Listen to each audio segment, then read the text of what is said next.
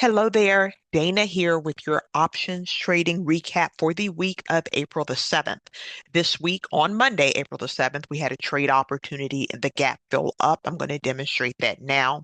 On your screen, you see SPY on the day time frame. SPY, as you know, is the S&P 500 ETF. The day time frame simply means that each candlestick represents one full day of price data. On Friday, April the 4th, we had a low price of $505.06. This is a significant and relevant price for the gap fill up strategy. You always have to know what the low price is of the previous day. Notably, this price formed at some significant support levels, month, quarter, and year support. So let's see how we open on April the 7th. Now, I've dropped down to the 30-minute time frame only to demonstrate more clearly this gap fill up strategy. Same data as the previous slide, but now each candlestick represents 30 minutes instead of one full day. So on Monday, April the 7th, you can see where we opened at $489.19. This creates a $15.87 gap. We've explained this before when we talk about the gap fill up.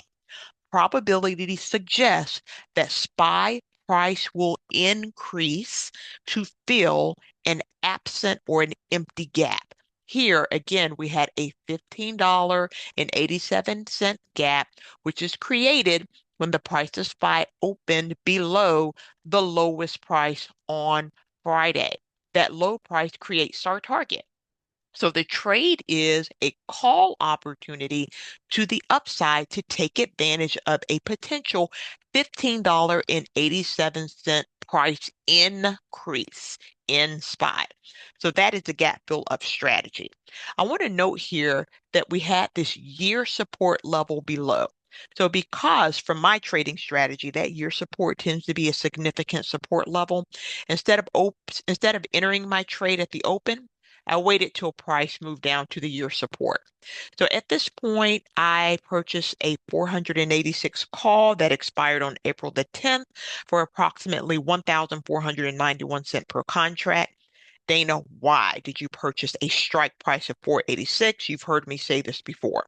I always enter a strike price that is in between SPY at the time of my entry and my ultimate target.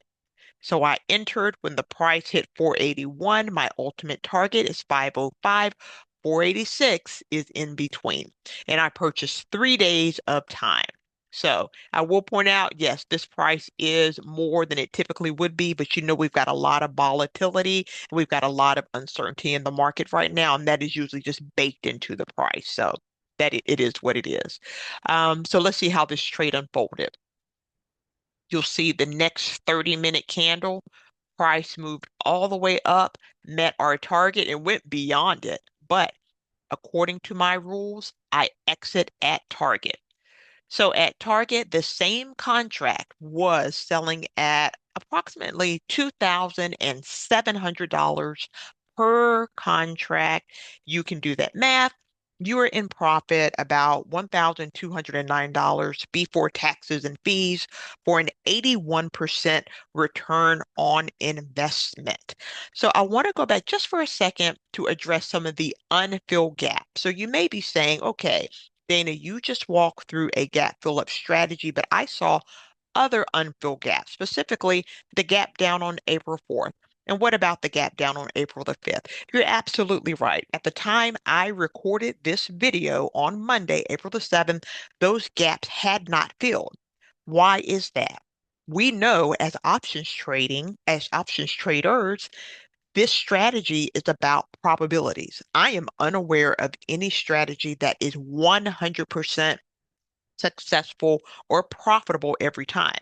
That's why you have trading strategy rules and stop losses to prevent you from entering in trades that tend to be less profitable. Example, my back testing shows that Monday gaps tend to be more profitable more quickly. So these gaps will eventually fill. That I don't have a doubt about. But the question becomes, how much time do you need to buy? Thursday and Friday gaps, based upon my research, tend to take more time to fill. that's why, including when you consider what was going on in the market, with government and economic news, it didn't make sense for my rules to enter these gaps. The Monday gap, it absolutely made sense to trade this. So by paying attention to that year support level, following my rules, I was able to profit on this Monday gap fill up for over $1,000. So I hope this has been helpful to you. Please listen to these videos over and over again so you can really begin to grab the concepts. Otherwise, until the next time, take good care. Goodbye.